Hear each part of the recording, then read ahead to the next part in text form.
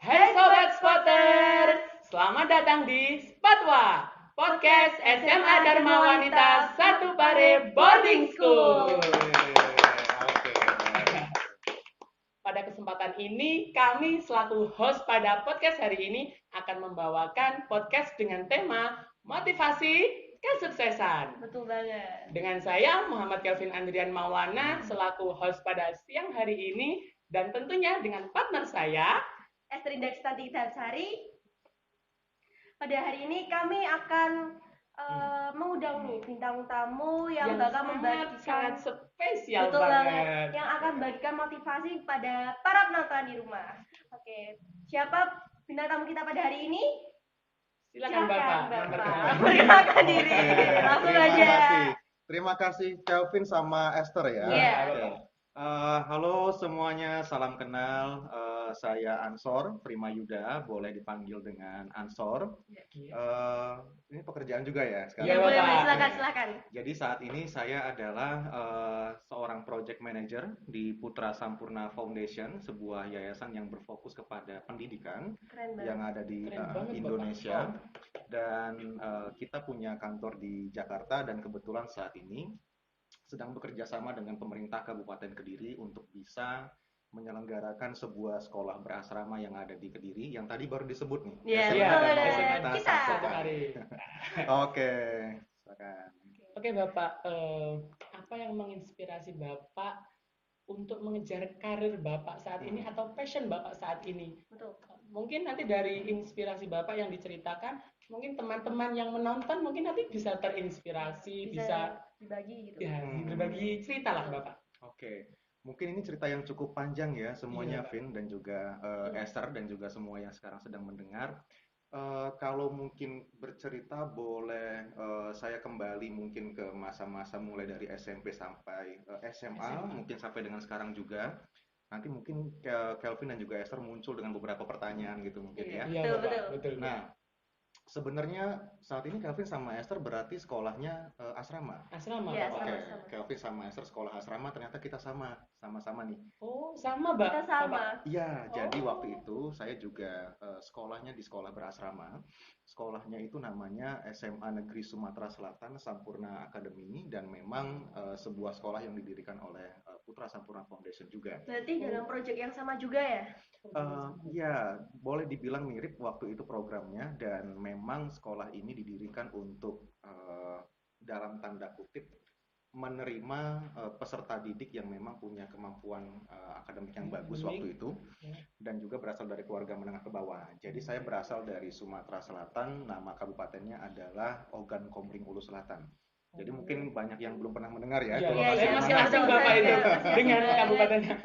Jadi lokasinya itu kalau tahu, kalau Palembang tahu ya, Tahu Bapak Palembang. makanan apa kalau di Palembang biasanya? Pempek. Tentunya Yang paling pempek. dikenal pempek sih. Ada pempek ya. Nah, kota saya itu jaraknya adalah 6 jam perjalanan kalau misalkan dari kota Palembangnya. Wow. Jadi kebayang ya kalau Jauh. misalkan Jauh banget Bapak. iya, Di sini aja ke Surabaya hampir 3 jam. 3 jam. 3 jam Iya. bikin di Itu sini kalau Surabaya. sekarang pakai tol ya, nah ya. Iya Bapak. Oke, nah kalau misalkan dia tidak pakai tol, bayangkan kalau dari Kediri kira-kira 6 jam itu kita bisa sampai di mana tuh? Kalau kota lain. Jauh ya, Jauh, Jogja. Cukup Jogja, jauh sampai iya. Jogja ya. Nah, jarak yang sama yang perlu saya tempuh ketika saya perlu dari kota saya, Muara II, itu ke kota Palembang tadi untuk menempuh pendidikan di sana. Jadi singkat cerita, kan saya adalah satu-satunya yang waktu itu menerima beasiswa dari Sampurna Foundation dari kabupaten saya sama kota saya untuk bisa lanjut ke sekolah berasrama waktu itu. Dan yang saya rasakan ketika dulu di asrama adalah saya perlu bergabung dengan puluhan bahkan sampai dengan ratusan dari teman-teman saya yang lain ya, yang tadinya saya nggak begitu kenal, saya nggak, Sekarang menjadi iya, akrab. saya nggak, Dikenal. dan nggak ini nih apa ya, kita juga kadang-kadang nggak pernah mendengar nama kecamatannya itu apa, Ya, desanya itu masih apa, asing di telinga masih kita asing Bapak. betul. Tapi tiba-tiba bisa kita coba perlu beradaptasi ya mungkin ya. Nah itu masa SMA saya, Vin sama Esther. Jadi dimulai dengan sekolah berasrama ya 3 bulan pertama pasti ya, yang namanya orang tua pasti saya telepon juga karena memang Pasti kangen. Si kangen dan kangen-kangennya gitu. sebagainya. Walaupun kita kadang-kadang sok-sok kuat ya, Iya. Vin ya, sama Esther. Nah jadi jadi di SMA berasrama waktu itu memang saya banyak coba fokuskan ke beberapa hal yang menjadi hobi saya. Kalau boleh dibilang dulu saya suka sama astronomi kalau di Oh, SMA astronomi. dan sebagainya. Kemudian juga ada beberapa olahraga yang saya coba dalami. Memang ada beberapa waktu di mana saya masih belum tahu nih, kira-kira kalau misalkan saya nanti lulus SMA, saya ini mau kemana ya? Lulusnya kemana ya? Habis ini apa ya, katakanlah. Tapi poin pentingnya adalah bagaimana ketika di SMA, mungkin kelas 10, kelas 11, kita sudah mulai muncul dengan pertanyaan, kira-kira habis ini apa nih? Iya, Nah, pasti. itu ya. Saya seperti itu. Masih Saya udah keadaan mikir sekarang gitu. memikir, Hmm. habis ini mau kemana ya? Mau Hmm. kemana? Bingung. Oke, Mau bagus, ngapain? bagus. That's good, that's good. Jadi bagaimana kita sekarang sudah punya pertanyaan, kira-kira habis dari SMA ini kita mau kemana ya? Karena tentunya SMA ini bukan perjalanan terakhir kita dong ya. Iya. Nah, ketika di SMA mulai muncul pertanyaan itu, oh mungkin mulai muncul nih imajinasi kita yang ajaib. Ada yang tahu nggak? Jadi saya dulu di SMA itu ada yang namanya ritual masukin impian ke dalam kapsul. Namanya itu adalah rites and ritual dulu. Menarik Kita pernah banget ya. Hester ya? Menarik banget ya. Kita pernah Hester kayaknya. Menarik. Iya, dulu. Malam-malam itu. Iya, waktu kita. HP Oh, unggul. oke. Iya. HP unggul. Masukin impian ya. Iya, Iya. di situ ditulis gitu Pak, apa impian untuk di masa depan. Dan itu dikasih kayu, apa itu balok, tipis tapi itu ditulis kayak Apa sih yang kita nggak yang suka? yang tidak Oh, disukai, oke, gitu-gitu, oke, terus oke. dibakar. Dibakar. Kita Iya, patahin Bapak. dulu terus kita bakar. Oh, terus ada juga yang dimasukin ke dalam kapsul. Ada. Betul. Esther ya. Oke. Nah, apa ada yang ditulis pastinya dari Esther sama Kelvin ya di Pasti. sana Tentu, ya. tentu. Coba tebak kalau misalkan saya dulu apa yang ditulis di kapsul? Mungkin cita-cita atau Cita-cita, betul. cita-cita. Cita-cita. Nah, Mungkin ingin sukses untuk Kedepannya. ke depan. Wajarnya Oke. gitu ya, anak seumuran Iya. ada Mungkin kata-kata sukses, sukses, katakanlah dan ya. sebagainya gitu ya. Mungkin di waktu itu kita masih belum punya banyak referensi apalah gitu katakanlah ya habis ini apa. Iya. Jadi kalau ada satu cerita menariknya ya, waktu itu malam-malam yang saya tuliskan di dalam kapsul itu adalah jadi astronot coba. Jadi astronot. Coba bayangkan saya Jadi mau jadi astronot waktu itu ya. Berarti Bapak udah membayangkan nanti ke luar Apa jadi angkasa gitu. astronot gitu? Astronot pernah dengar kata NASA kan ya? Iya. Pernah. Jadi yang saya bayangkan waktu itu adalah, waduh saya pengen sekali jadi astronot dan juga jadi NASA gitu. Kemudian ketika di kelas 12 saya membuka lagi kapsul tersebut, saya ketawa sendirian karena melihat tulisan itu, dibilang sama teman-teman saya juga ya. Nah, poinnya begini, ketika kita berada di SMA kelas 10 sampai dengan kelas 12, hal pertama yang penting adalah bagaimana kita muncul dengan pertanyaan, what's next? Apa ya kira-kira setelah kita lulus dari SMA ini, kita mau kemana? Itu dulu, kalau itu sudah kita punya feelingnya, itu adalah tahap yang bagus untuk seluruh adik-adik di kelas 10 sampai dengan kelas 12. Berikutnya baru pertanyakan, kira-kira apa ya yang menjadi impian dan juga cita-cita kita. Nggak apa-apa kalau misalkan tiba-tiba di kelas 12 kita punya sebuah tujuan, impian, cita-cita yang baru, yang mungkin juga lebih bisa kita raih gitu ya. Bapak nggak bilang jadi astronot itu tidak mungkin ya. Iya. Mungkin, tapi lebih mungkin untuk menjadi yang lain. Nah, Ya. itu yang Betul. perlu dipertimbangkan juga oleh teman-teman semuanya gitu. Nah, sehingga selama kelas 10, kelas 11, 12 itulah saya merasakan kok saya lebih condong suka sama pelajaran fisika ya, kemudian juga astronomi ya waktu itu dan juga mungkin kimia dan juga biologi. Sehingga kemudian sepertinya suka sama mata pelajaran ini, dan kalau dilihat nilai juga dibandingkan dengan nilai-nilai IPS saya lebih bagus nih di IPA-nya. Dan sepertinya juga nanti kalau saya ke pekerjaan ingin yang berbau-bau fisika deh. Fisika. Gitu, berbau-bau IPA deh. Sehingga saya ngambil keputusan untuk bisa ngambil jurusan IPA. Kalau dulu kan ada IPA IPS ya. Iya, Kalau Bapak. sekarang kan sepertinya Udah nggak ada. bukan IPA Bukan IPS ya. IPS. Tapi apa ya namanya sekarang itu? Kalau nggak salah MIPA, Ah, MIPA 1, oke. MIPA 2. Nah, ada 1, ada 2 seperti paket Iya. Iya, ya. paket. Iya, paket 1, paket 2 dan sebagainya. Teman-teman saya juga dulu banyak yang misalkan ternyata ngambil keputusan karena nilai IPA-nya relatif lebih rendah dibandingkan dengan IPS, akhirnya ngambil yang IPS. Karena nanti pekerjaannya juga pengennya ke arah sana.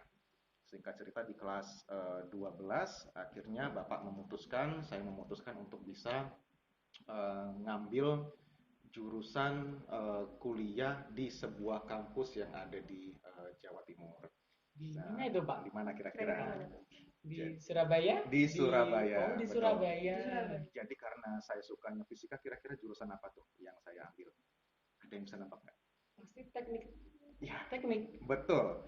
Jadi saya ngambil teknik waktu itu, namanya adalah teknik fisika dan kemudian lanjut ke Institut Teknologi 10 November atau ITS Keren nih, ya. keren. Nah, itu mungkin sekelebat cerita ya ketika di SMA dari kelas awal sampai dengan kelas terakhir. Kira-kira apa ya yang menurut Kelvin sama Esther juga perlu kita pahami ya ketika masih menjadi siswa SMA kelas 10 sampai dengan kelas 12 ya mungkin ya. Mungkin dari saya kita harus mempunyai sebuah impian yang sangat tinggi, sangat tinggi, dan jangan sampai ketika orang lain meremehkan kita jangan sampai tumbang, jangan sampai gitu. Jadi impian itu harus setinggi langit. Pepatah kan mengatakan bermimpilah setinggi langit sampai ketika nanti jatuh itu masih di awan-awan atau di awan-awan gitu. Oke, itu yang juga satu hal yang perlu kita apresiasi ya, Vin ya, bahwa ternyata ada teman-teman juga, termasuk Kelvin juga punya pandangan seperti itu. Aduh, saya banyak ngomong ini boleh diminum nggak? Boleh, silakan Bapak, silakan. Boleh ya. Oke. Keren banget ya bintang tamu kita Iya. Ya. Wow, kayak dari Palembang kuliah di Surabaya ITS. Keren banget. Seberapa jauh nih? Nah, ngomong-ngomong saya jadi ingat nih ketika Kelvin sama Esther bilang dari Palembang kemudian ke Surabaya. Mungkin kalau kita berbicara tentang keren dan sebagainya, kita yakin bahwa di luar sana banyak sekali teman-teman, rekan-rekan yang mungkin nanti akan bisa menjadi narasumber kita di sini yang mungkin juga keren ya, dan juga mungkin jauh lebih keren dan mudah-mudahan bisa hadir. Tapi pernyataan Kelvin sama Esther tadi membuat saya berefleksi nih. Ternyata sudah sejauh ini ya saya melangkah. Dari yang sebelumnya saya pernah mendengar nama Kediri itu mungkin cuma di Atlas. Di Atlas ya. Ya, mungkin di pelajaran IPS dan sebagainya. Gitu. Tapi sekarang bisa ada di sini. Nah, cerita setiap kali saya pulang kampung ke kota saya, Muara II, pernah lihat film Laskar Pelangi? Pernah, Bapak? Pernah ya, Laskar Pelangi ya. Ingat di sana ada kota di Laskar Pelangi sama film Sang Pemimpi. Di sana ada kota namanya Manggar. Ya, Manggar. Jadi ada Gantong, ada Manggar gitu kan. Iya. Kalau lihat di Manggar itu yang digambarkan di sana banyak pasar-pasar, ada toko-toko kecil, ada kuli-kulinya yang membawa tangki dan sebagainya. Nah, sebetulnya Muara II itu di zaman saya masih SD, SMP tinggal di sana persis mirip sekali dengan Manggar. Jadi setiap kali saya sekarang pulang kampung, mungkin lebaran dan sebagainya, menempuh perjalanan dari Palembang menuju ke Muara II 6 jam pakai travel, saya selalu ingat dengan situasi, oh ternyata sudah sejauh ini ya saya melangkah. Nah, terkadang mungkin kita sebagai teman-teman, anak-anak yang sekarang sedang menempuh pendidikan, ada kalanya kita perlu merayakan kesuksesan kita sekarang, gitu kan. Kita terkadang perlu juga jangan lupa untuk mengapresiasi diri kita. Dikasih reward lah, intinya reward untuk diri kita. Ya, sejauh ini nih gitu ya, katakanlah si Esther sudah dari kecamatan mana, desa mana, sekarang dengan tantangan yang dihadapi, oh sudah sejauh ini ya saya melangkah. Gitu. Rewards-nya ya. Oke. Berbeda kecamatan. Selain berbeda kecamatan, kita juga berbeda latar belakang, berbeda karakter juga. Di sini karakternya kan dijadikan satu, Bapak. Awalnya berbeda, di sini harus disamakan yang berkarakter, kepemimpinan, terus kewirausahaan dan budaya yang berubah. Jadi dari berbagai macam berbeda-beda begitu kan? Iya, Bapak. Nah, sehingga singkat cerita kalau melanjutkan cerita saya yang tadi, dengan begitu banyak kegiatan padatnya di asrama, kita pasti lelah ya seperti itu ya.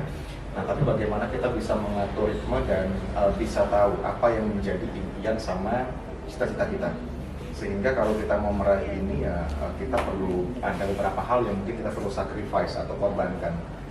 Mungkin adalah dari sisi waktu kita untuk bersenda gurau dan sebagainya, kita bisa alihkan untuk belajar. Jadi kalau boleh diingat waktu itu, walaupun saya satu-satunya yang tidak punya guru instruktur untuk yang OSN, astronomi ini, saya belajar secara otodidak. Kemudian saya ingat betul begitu dari pagi sampai dengan sore sudah belajar KBM. Jam setengah 4 sampai dengan setengah 6 itu ada ekstrakurikuler, mungkin badminton segala macam.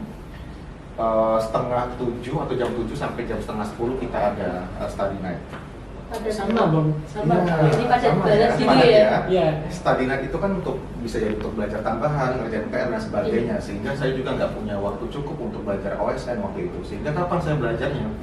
Ketika saya kembali ke kamar jam 10.30 saya tidak tidur. Yang saya lakukan adalah karena kita dekat kompetisi, saya kemudian membuka buku saya untuk belajar. Saya ingat betul di waktu-waktu itu saya cuma tidur di 2-3 jam untuk beberapa minggu sebelum dari OSK. Itu paginya Menguras banget energi. paginya pasti mengantri itu. Lumayan, gemeter, linglung Iya, segala Pak. macam Iya. mungkin ya. Soalnya kan energinya dihabiskan di malam tersebut. Iya. Menguras energi banget sih. Betul, dan ketika itu dilakukan, singkat cerita ke Olimpiade tingkat kota, dan saya dapat peringkat 1 di sana di kota Palembang, dan kemudian belajar lagi gap 2 bulan untuk persiapan di tingkat provinsi, dan sama 2-3 jam mungkin dengan padatnya kegiatan di asrama jadi panitia ini, OSIS, ROHIS, ekstrakurikuler dan sebagainya. Pilihannya adalah menangis atau berjuang. Itu aja, gitu ya. Jadi ketika saya memilih untuk berjuang, waktu itu adalah oke, saya ada OSN yang perlu saya pertaruhkan, kemudian saya tetap belajar walaupun tidak ada guru, saya bimbingan saja. Dan singkat cerita bulan Juli atau Agustus di tahun itu saya dapat pengumuman bahwa saya dipanggil di ruang guru oleh Pak Nanang waktu itu almarhum. Kemudian saya dipanggil untuk mengumumkan hasil dari OSN tingkat provinsi. Dan waktu itu diumumkanlah bahwa saya peringkat 1 se-Sumatera Selatan. Wow, keren banget. Wow, sangat menginspirasi Jadi waktu itu, Bapak. Jadi bagaimana ternyata saya satu-satunya dari sekolah saya yang kemudian bisa mewakili ke tingkat nasional 2 tahun berturut-turut, dan ironinya adalah saya satu-satunya yang tidak punya guru dalam tanda kutip untuk di astronomi. Nah, sebetulnya apa sih pesan yang mau saya sampaikan ya, Vin, ya, sama Esther sama teman-teman semua sekalian? Bukan tentang astronominya, bukan tentang lomba OSN dan sebagainya, tapi ini adalah sebuah bahan refleksi kita bersama yang menurut saya penting untuk kita bagikan bersama-sama. Satu, bahwa ternyata ada perjuangan keras yang perlu kita lakukan di balik sebuah kesuksesan yang ingin kita capai. Kalau saya contohnya pas SMA yang mungkin berhubungan sama Esther sama Kevin adalah dari lomba tadi. Gitu kan? Yang kedua adalah bagaimana walaupun kita punya kekurangan, dalam catatan saya adalah karena nggak punya guru, tapi prinsipnya adalah bagaimana kita tidak bertanya tentang apa yang sekolah bisa berikan kepada kita, tapi kita bertanya apa yang bisa kita berikan kepada sekolah. Itu. Kemudian yang ketiga adalah bagaimana kemudian ternyata tadi di atas kekurangan dan sebagainya justru kita bisa lompat yang paling tinggi ya, kalau yang saya. Paling bagus lah kan. Gitu ya. Mungkin itu Vin sama Esther yang bisa saya ceritakan terkait dengan keadaan ketika SMA ya, yang mungkin juga nanti bisa sama-sama kita jadikan bahan refleksi. Sampai sekarang pun saya masih kadang-kadang mendengarkan cerita itu, wah masih teringat gitu. motivasi gitu ya. Dari cerita Bapak, saya tadi memunculkan pertanyaan ketika Bapak di itu fisika, kan itu gurunya fisika, astronomi kan nggak ada. Bapak izin untuk mengikuti kelas fisika tersebut, OSN-nya kan Bapak? Tapi kayak Bapak kan sendirian. Betul. Kan apakah di situ ada kayak teman yang meremehkan? Kok padahal di astronomi itu nggak ada gurunya, cuma satu yang menyukai. Ada nggak Pak yang meremehkan, dan bagaimana Bapak cara menyikapi kayak remehan tersebut dari teman-teman gitu? Pasti ada lah Bapak. Oke. Teman-teman yang meremehkan pasti ada. yang paling sering sih terjadi di Iya. SMA sih. Oh oke. Mungkin boleh jadi itu terjadi waktu itu ya, Kelvin dan juga Esther, dan juga mungkin terjadi di sekolah-sekolah lainnya, tidak hanya di OSN tapi juga pada hal-hal yang mirip lah untuk lomba-lomba dan sebagainya. Nah, bagaimana saya menyikapi hal itu waktu itu? Jadi satu prinsipnya adalah kita punya satu tujuan terlebih dahulu. Tujuan saya, vision, gambaran jelas saya adalah Olimpiade tingkat nasional waktu itu. Dan saya fokusnya ke arah sana. Sehingga apa yang saya lakukan adalah saya tutup telinga kiri, tutup telinga kanan. Nah, prinsip yang saya anut adalah guru saya ketika SMA itu bilang ke saya, ternyata di kehidupan kita itu ada yang namanya hal-hal yang bisa kita kendalikan sama yang tidak bisa kita kendalikan. Contoh, hal yang bisa kita kendalikan, angkat gelas. Apalagi yang bisa kita kendalikan? Minum. Apalagi contohnya yang bisa kita kendalikan? Memegang HP. Memegang HP. Bisa mengendalikan kita ngobrol dan sebagainya bisa kita kendalikan. Tapi yang tidak bisa kita kendalikan apa contohnya? Masa depan, takdir. Mungkin masa depan. Arjun sekarang mikirin apa terkait dengan Kelvin? Iya, dia tahu. Ya, atau teman-teman kameramen yang jumlahnya ada 100 ini ya. Mikirin apa terkait dengan Esther, kita nggak bisa mengendalikan itu. Pasti berbeda-beda pikirannya. Iya, betul. Nah, apa yang bisa kita lakukan adalah fokus terhadap apa yang bisa kita kendalikan. Tidak ada gunanya kita menghabiskan energi terhadap hal-hal yang tidak bisa kita kendalikan. Tidak ada gunanya kita memikirkan apa yang orang lain pikirkan terhadap kita. Tidak ada gunanya kita memikirkan apa yang orang lain katakan terhadap kita dan persepsi orang terhadap kita, karena itu adalah hal yang tidak bisa kita kendalikan dan berpotensi untuk mengurangi tenaga kita dalam berjuang. Untungnya saya mendengarkan itu ketika saya ada di kelas 10 sebelum saya mulai perjuangan saya untuk OSN waktu itu. Sehingga itu yang saya tekankan, saya fokus terhadap apa yang saya kendalikan dan saya tutup telinga kiri sama telinga kanan, kemudian saya terus berjuang. Mungkin itu Kevin sama Esther. Keren banget. Sangat menginspirasi Bapak. Oh iya. Kita mau tanya nih, kan pastikan di belakang kesuksesan Bapak ini pasti ada nih orang yang paling banget mensupport berpengaruh buat kesuksesan Bapak, yang paling mensupport Bapak waktu di perjalanan Bapak sampai saat ini. Mungkin boleh diceritain kira-kira siapa nih yang paling Bapak? Oke, ini siapa yang naruh bawang ya di sini ya? Oke, pertama kalau dibilang sukses, mungkin sukses itu juga relatif, mungkin sukses itu juga terus berkembang. Kalau di saat ini saya merasa bahwa mungkin saya perlu ada beberapa hal yang perlu saya perjuangkan untuk mencapai kata tersebut. Namun, jika pertanyaannya adalah sampai di titik ini siapa yang berperan penting terhadap saya, tentunya banyak banget. Kalau boleh saya bilang, teman-teman saya di SMA, first intake-nya SMA Negeri Sumatera Selatan yang we felt like we are brothers and sisters, saudara. Kita sangat dekat, beberapa di antara mereka kita masih sangat intens, nggak ada bedanya seperti dulu di SMA. Teman-teman kuliah, teman-teman kantor, mungkin juga keluarga, dan tentunya nomor satu pasti adalah ibu saya.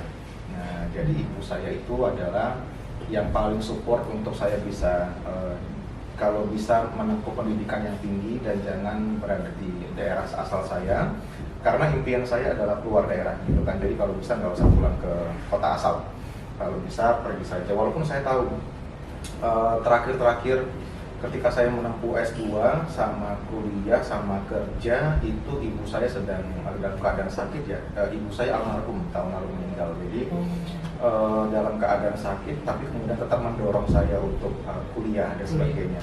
Itu yang membuat saya punya energi dan sebagainya gitu ya, bahwa cinta kasihnya ibu saya menurut saya nggak bisa dibalas dengan apapun ya. Dan juga bagaimana ibu saya sudah berjuang untuk saya sekolah, kuliah, berarti itu yang menurut saya perlu saya perjuangkan juga tuh. Jadi kalau boleh ditanya siapa yang mungkin paling berjasa dan sebagainya, saya boleh jawab adalah ibu saya. Tapi apakah ibu saya satu-satunya? Tidak. Banyak sekali rekan-rekan yang lain dalam hidup saya yang juga sangat berpengaruh juga. Gitu. Pasti punya ini ya, pengalaman sendiri ya Kevin dan juga Esther ya, terkait dengan doa orang tua dan sebagainya ya, terjadi juga. Apakah Bapak itu mempunyai buku atau Film yang disukai Bapak dan sehingga dalam cuplikan itu ada motivasi Bapak bisa diambil Bapak gitu? Kalau boleh dibilang film, buku mungkin ada beberapa, tapi kalau boleh berbagi mungkin dulu di tahun 2008 saya juga nonton Laskar Pelangi ya. Laskar Pelangi ya, masih nonton ya. Bagus ya. Bagus banget gitu. Laskar Pelangi juga saya nonton waktu itu dan memang sampai sekarang sangat melekat di saya. Ini bukan tentang daerahnya dari mana, bukan tentang mata pelajaran atau bagaimana, tapi bagaimana cerita si anak-anak ini mampu berjuang. Saya merasa relate dengan film itu karena berasal dari keluarga yang boleh dibilang ekonomi menengah ke bawah, dari daerah yang juga terpencil, Pulau Sumatera gitu ya, agak dalam juga, tapi kemudian bisa berjuang sampai sejauh itu. Nanti yang bisa menjadi inspirasi saya juga itu kalau film mungkin yang selalu saya putar kalau saya sedang down dan sebagainya dulu pas SMA sama kuliah gitu ya. Kalau buku mungkin terkadang kita juga perlu relax ya. Iya. Dan membaca buku itu bagus anyway, guys, Esther sama Kevin. Bisa menambah pengetahuan kita. Iya, menambah pengetahuan kita juga. Terus kemudian buku itu bisa, kalau boleh dibilang membuka jendela dunia, cobain deh. Ketika kita membaca buku, entah kenapa rasanya mungkin ya, pikiran kita berjalan dengan ada ide-ide lain yang muncul, terlatih untuk berpikir. Sama seperti kita misalkan jogging, berlari gitu ya, badan kita terlatih, kita ngebaca buku juga terlatih. Kalau yang buku-buku fiksi, yang dongeng dan sebagainya, yang tidak nyata, mungkin saya sering baca novel seperti novelnya Pramudia Anantatur, Bumi Manusia, kemudian bukunya Dewi Lestari saya juga membaca Sapati Djoko Damono, puisi itu. sebagainya ya. Bagus banget Bagus banget puisinya, wah. Ada puisi cintanya jika apalagi anak muda ini ya. Oke, nah aku ingin mencintaimu dengan sederhana. Asik. Aduh. Itu saya juga baca itu. Jadi yang di sana hati-hati meleleh nanti. Baper sendiri, Bapak. Yang denger baper ini. Ya. Nah, kalau yang non fiksinya saya sering coba biasakan untuk membaca hal-hal yang berkaitan dengan personal development. Personal development itu bagaimana kita bisa mengembangkan diri kita, gitu kan? Itu terkadang mungkin awal-awalnya membosankan, tapi banyak pelajaran yang kita petik di buku-buku yang self growth ini, personal development ini. Saya ambil contoh buku namanya Start with Why, mulai dengan kenapa. Ini tulisan dari Simon Sinek namanya, salah satu influencer yang memang bergerak di bidang kepemimpinan atau leadership. Jadi buku ini bercerita tentang bagaimana kita bisa mengambil keputusan yang tepat, kemudian kita punya filosofis mengapa kita melakukan sesuatu yang kita lakukan. Misal, kenapa kita sekarang podcast? Kenapa sekarang Esther sama Kelvin sekolah di sini? Gitu kan? Jadi membuat sebuah pertanyaan. Ya. Sehingga nanti kenapa Esther misalkan pengen kuliah di jurusan hukum nanti katakanlah. Itu perlu betul-betul digali kenapanya, sehingga nanti kalau sudah punya tujuan, sudah punya strateginya, maka itu akan sangat jelas nanti yang dilakukan. Jadi kayak memantik gitu ya? Memantik ya. Ya, betul. Kalau Kelvin sama Esther ada buku yang mungkin pernah sempat dibaca atau membekas sampai sekarang, atau film? Itu kalau buku itu Self Healing with Quran. Oh, Self Healing with Quran. Ya, gitu. Ya. Oke. Kenapa Kelvin? Kalau apa yang paling Kelvin ingat tuh di situ, Kelvin? Itu kata-katanya bagaimana ya? Sulit dijelaskan loh, Pak. Iya. Dan membekas ya Dan membekas sampai ya. sekarang, Bapak. Dan kemanapun teringat kata-kata itu. Ya, sampai sekarang. Nah, itu mungkin perlu ada buku-buku yang sampai sekarang memang atau film yang akan membekas bagi kita, sehingga kita bisa ingat ya, Esther ya, bagaimana kita nanti dalam mengambil keputusan dan sebagainya. Seperti itu. Berat ya, mulai ya. Minum lagi.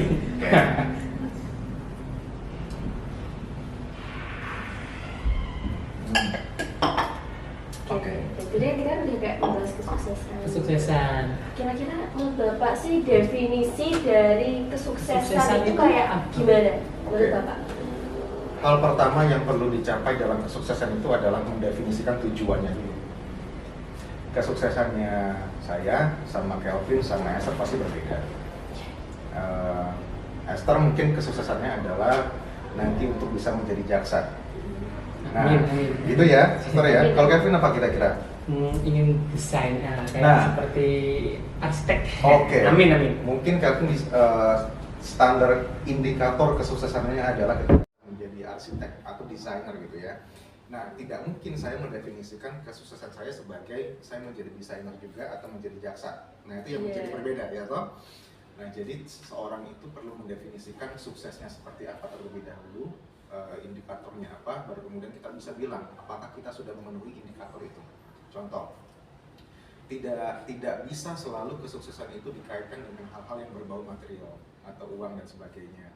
Walaupun mungkin seringkali ya, oke, sukses itu kita sudah punya harta ini, uang ini, dan sebagainya. Itu yang melekat di paradigma kita. Padahal boleh jadi ada orang yang mendefinisikan sukses itu manakala dia setahun bisa jalan-jalan ke Bali, ke Jayapura, ke Pulau W, mungkin ke Banda Neira, mungkin ke Gunung Prau, mungkin kemana-mana. Mungkin ada orang yang mendefinisikan suksesnya seperti itu. Karena apa? Mungkin orang-orang ini mendefinisikan sukses itu sebagai ketika dia mengalami sebuah kebahagiaan gitu kan. Dan definisinya bahagia bagi orang-orang ini adalah dengan bisa mengalami banyak experience atau pengalaman jalan-jalan dan sebagainya. Itu sih. Jadi poin pentingnya adalah bagaimana kita bisa mendefinisikan nih, mumpung masih kelas 10, kelas 11, tujuan, kemudian juga indikator atau patokan kita dibilang sukses itu apa sih sebetulnya. Apakah kalau sudah punya ini, sudah punya ini, sudah punya ini gitu katakanlah. Sehingga nanti kita punya arah dalam mengambil keputusan berikutnya. Seperti itu. Keren banget ya, keren. Kita sepertinya Kayaknya udah di lama banget penghujung ini acara. di penghujung acara ini. Iya. Sebelum Terakhir nih. kami tutup, Bapak itu kasih Motivasi motivasi untuk kepada kita dan teman-teman para yang peserta. sedang menonton supaya yang bisa mengena banget gitu, Iya. Bapak. Oh, nggak janji kalau mengena ya? Iya. Gak apa-apa. Oke, tapi mungkin ini dari pengalaman pribadi ya. Iya. Iya. Dan juga mungkin bisa tujuannya adalah untuk berbagi untuk semuanya, mungkin teman-teman, adik-adik semuanya yang sedang bersekolah, entah di sekolah asrama atau di sekolah lainnya yang sedang berjuang menghadapi berbagai macam dinamika dan juga rintangan, baik di asrama maupun di SMA katakanlah. Mungkin satu yang bisa saya bagikan adalah tidak peduli situasi kita seperti apa sekarang atau latar belakang kita seperti apa sekarang, kita tetap punya hak untuk memiliki sebuah impian sama cita-cita dan kita bisa untuk meraih itu ya. Dan kedua terkait tadi yang ditanyakan oleh Esther sama Kelvin, mungkin pesan saya yang kedua adalah do not overstress making the right decision, but make the decision right. Apa tuh? Maksudnya adalah kita tidak perlu stres berpikir untuk menentukan membuat sebuah keputusan yang tepat, tapi caranya adalah buat keputusan kita menjadi tepat. Wah, Gitu ya. keren banget. Emang beda banget. Teman-teman bisa dicatat ya. Langsung catat, Motivasinya bisa catat. langsung catat nih, cari buku. Emang keren banget ya sih bintang tamu Iya, kita kali keren ini. banget. Emang Sangat spesial banget, teman-teman. Tapi kalah keren dengan Esther sama Kelvin. Oke. Semoga bisa lebih keren lagi. Amin. Amin. Jadi teman-teman, ketika teman-teman mempunyai cita-cita itu, bercita-citalah setinggi mungkin. Betul. Nanti ketika jatuh itu masih di awan-awan Iya. atau di mana. Dan jangan sampai tumbang ketika ada yang meremehkan. Bungkam omongan orang tersebut dengan kesuksesan teman-teman. Oke teman-teman ya. Oke, untuk podcastnya saya akhiri sekian. Mohon maaf jika ada kesalahan kata dan sikap dari awal sampai akhir. Mohon dimaafkan teman-teman ya. Iya. Dari saya, dari Esther, dan dari Bapak Pak Ansor. Ansor. Oke. Mungkin see you next time ya. Yeah, see you next time. See you next time everyone. See you next time. Jangan lupa subscribe. Jangan lupa subscribe ya. Oke, terima kasih Esther, terima Ya, kasih. terima kasih. Oke, Bapak. Ya. Nah. Yeay. See you next time.